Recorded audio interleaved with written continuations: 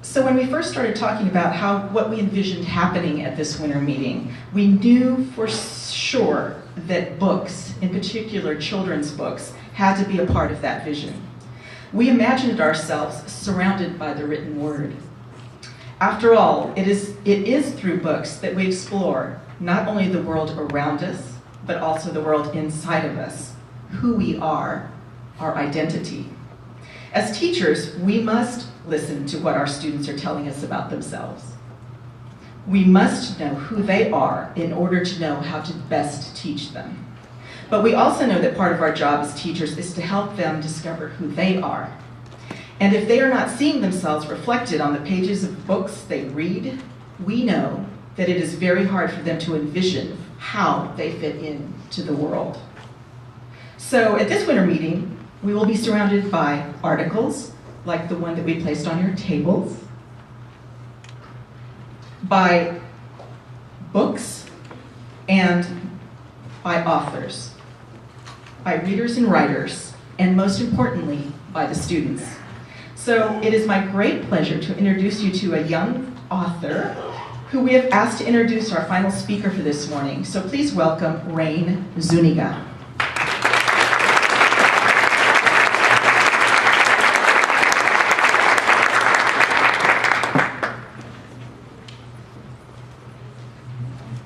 Good morning, everybody. Like she said, I'm Rain Zuniga, and I come from the Northeast School of the Arts over at Robert E. Lee. And so, like Julio, I'm going to introduce somebody pretty amazing today. So, I still remember the first day I had ever seen Dr. Tafolla. Mayor Julian had just finished introducing her, and I had never heard of her or seen her before, so I didn't really know what was happening. And then I thought, poet laureate, what a beautiful thing to achieve. And then Dr. Tafolla began to speak, and I was entranced and engulfed because I had never heard anyone talk so lovingly and movingly about this city, about the barrios of San Antonio where we both grew up, about art and education the way I had always wanted to talk about them. And now I can never get enough of her work. And here's this woman standing before all these people, a living, breathing vision of everything I hope to achieve one day as a writer and as a future high school educator. So, saying that, it is my really great honor to introduce one of my greatest role models, a world-class writer and San Antonio's first poet laureate, Dr. Carmen Tafolla.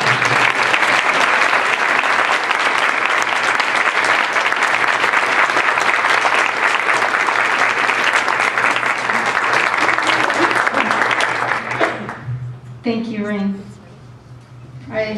I truly have enjoyed having a chance to meet the city's young people, older people, every people.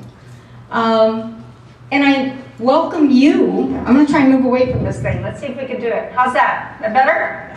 All right. I welcome you to this city because when you're here for 2 seconds, your roots start to grow down under your shoes. And when you're here for 20 seconds, the roots start to drink up the dirt that's been here for tens of thousands of years. And when you're here for 20 minutes, you start to fall a little in love with this city. You start to feel like it's yours, because it is. It belongs to all of us, as does this planet. Education also belongs to all of us, and it especially belongs to the students. But too often, education is not about the students. It's about the testing companies making enough money off of it. It's about somebody in the legislature being able to put a number on it that proves that they're doing their job and they know all about education and they have the right to make all the decisions for us. It's about everything except the student. And too often, it doesn't know the student.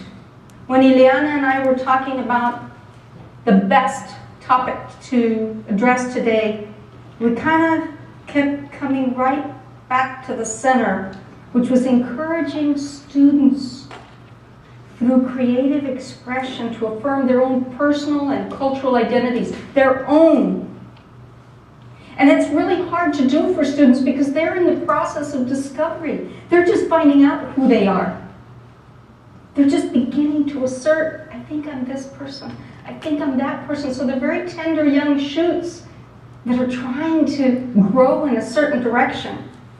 And too often we want to tell them who we think they are, who we think they should be, who we think they are most effective at being and should try to be. So I decided that the only way I could really share with you my feelings on this was to do what I ended up doing so often for so many conferences. I don't usually get to come to conferences and dress in nice professional conference clothing. I usually am coming in the back door in glasses and a shawl and chanclas, which are house slippers, and a cane, while somebody at the front is saying, Dr. Tafolla is a blah, blah, blah, blah, blah. And this little old bag lady is coming through the audience saying, excuse me, ¿tú no sabes dónde queda el WhatsApp que va a la calle Guadalupe? And they're saying, like, I don't know, ma'am, I'm waiting on the program. And so I worked my way through and I ended up on stage and I ended up doing different characters because after years and years of talking to audiences about the needs in education, I finally found out that they were just going in one side of the brain and out the other side of the brain, and it wasn't ever touching the heart. So I decided I had to bring the people that I knew up on stage, and a lot of those people were students. And so I decided I would do one of my students. And the student is from a book that was published 30 years ago. Little skinny book called Curandera, a book of poetry in the early days of Chicano literature and Chicano poetry. And the librarians of San Antonio would complain to me about it. They'd say, you know, we can't keep your books on the shelves because the students check them out and they hold them against their heart and they take them home and they never bring them back. And I said, really? That's kind of nice. They said, yes, but you don't understand. We don't have your books on the shelves because they leave and they don't come back. It said something to me about the value of those voices. It said that something was being said that those students weren't finding elsewhere. And so 30 years later, when they were getting ready to put out a 30th anniversary edition of Curandera, which I forgot to bring with me this morning, the Tucson Unified School District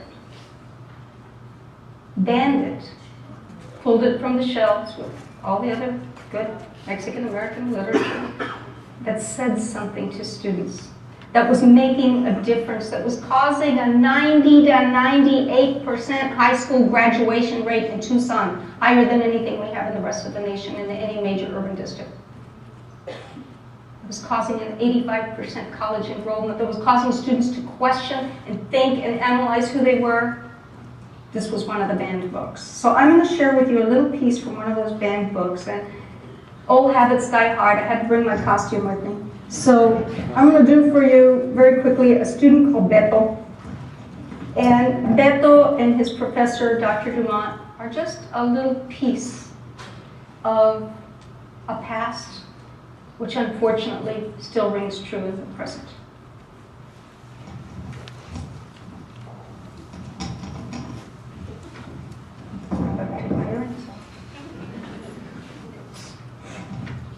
Dr. Dumont, said a quiet voice from the back row of the world literature class as the distinguished professor collected his papers to dash from the room. Yes, said Dumont in his crisp, pseudo-British accent, as a hazy face with a name he didn't remember approached him.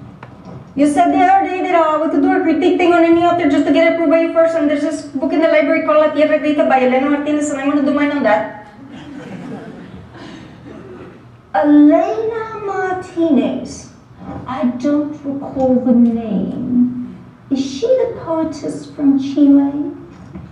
No, sir. She's a Chicana. It's about a campesino family, and he's really good. He's talked about real things. It's Chicano literature. No, I'm afraid I just can't approve that. Read it if you wish, but for your report, we need quality literature. And Chicano literature simply isn't quality.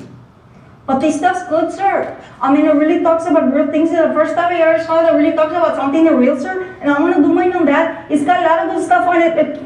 No, I'm afraid I just can't approve that. Read it if you wish, but I would think that a better option from you would be Beckett's On Étant un Gudin. The French existentialist theatre is really superb in its handling of the alienation of the individual in society. It speaks to the commonest of situations, and yet elevates to the philosophically sublime but lowest of human possessions. I would think it would be an excellent topic for you. But, sir, have you read Beckett on this, sir? No, but Beckett's existentialist theatre has quite a good bit of it. In the library, I'm sure there would be sufficient for you to write a report. Have you read Soledad Cantú, sir? No, but if you must have something in Spanish, try Durillo or Borges or Cervantes. Durillo has been highly acclaimed in Madrid and even in Paris, said the professor, examining with slight curiosity the face of the student who had now faintly recalled as having made very poor marks on the last exam, of course. But Soledad Cantú has been published in Spain. Haven't you read her, sir? No, said the professor, staring at the student in impatience. You will need quality literature for your critique, and Chicano literature simply isn't quality. But, sir, is stuff that really means something to me. Dumont continued to shake his head, gathered his papers under his arm, leaned into the face of the student and stated emphatically, but it hasn't even been critiqued in the PMLA, the Journal of the Modern Language Association, and until it's critiqued in the PMLA, I can't say it's quality literature. And the professor walked out of the room and into a semicolon as the face of the student became an epic poem. This is a little piece of flash fiction from the days before we knew what flash fiction was. It was a little glimpse of reality. And it was a glimpse of reality that too many students recognize. Now, of course, now Chicano literature has been sufficiently critiqued in the PMLA. But at that time, it was something that was new. And it was different, and it was untried. And the only relevance it had was to the students. And that was not sufficient enough for the system. I have to tell you that the San Antonio that I was raised in, the education that I received, while it was excellent, was not empowering institutionally. I went to the San Antonio Independent School District, and if you don't know much about Texas schools, you know that we don't have to segregate in our Texas schools. We just create different school districts. So we send the white kids to one school district, we send the brown kids to another, we send the black kids to another. I was in the inner city district. We were the last school in the inner city district to have a fence put up around us. We had no library in our school. We had no clubs. We had no PTA. We had no expectations other than that we would be there long enough to get the average daily attendance and have the teachers be paid. And it wasn't because the teachers were trying to destroy us. It was because the whole system ignored the student.